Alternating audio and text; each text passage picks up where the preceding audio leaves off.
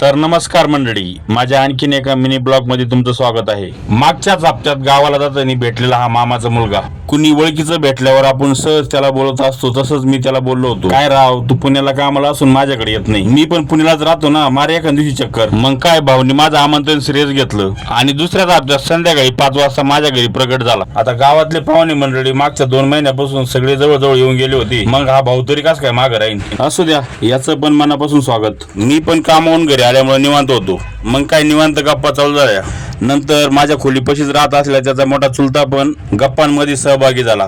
मग त्याने गावाकडे पाऊस पाणी, आई वडिलांची विचारपूस केली। कुठलीही गोष्ट मनात घोळवत ठेवण्यापेक्षा एकदा ती तोंडावर स्पष्ट बोलून मोकळं व्हायचं। या सूत्रानुसार मी त्याला जेवणाचं नियोजन विचारलं, तो पण काय लाजणार नव्हता, त्याच्यामुळे त्याने फरमाईश करून टाकली। आता माझी बायको गावाला असल्यामुळे त्याच्यासारखेच माझी जेवणाची वांदे होती, म्हणून मग आम्ही हॉटेलात जायचा प्लॅन केला। तेवढ्यात आलेल्या मोठ्या चुलत्याने जेवणाचं आमंत्रण सांगितलं आणि मग जीवात जीव आला। मग इकडं मामीचं पाहुण्यांसाठी स्पेशल चुलीवरचं जेवण बनवण्याचं काम चालू होतं। मोठा चुलता गेल्यानंतर लहान्या चुलत्याची एंट्री झाली। तो शोले पिक्चर मधल्या ठाकूर सारखी डायरेक्ट टायलाची बाळ मारून आला होता। मग कधीच सरळ गप्पा न मारणाऱ्या त्याने आड्यातिड्या गप्पा मारल्या। मग जेवणासाठीचं आमंत्रण आलं। मग केलेली भाजी भाकर सगळ्यांनी पंक्ती धरून गप्पा मारत हसत खेळत संपून टाकली।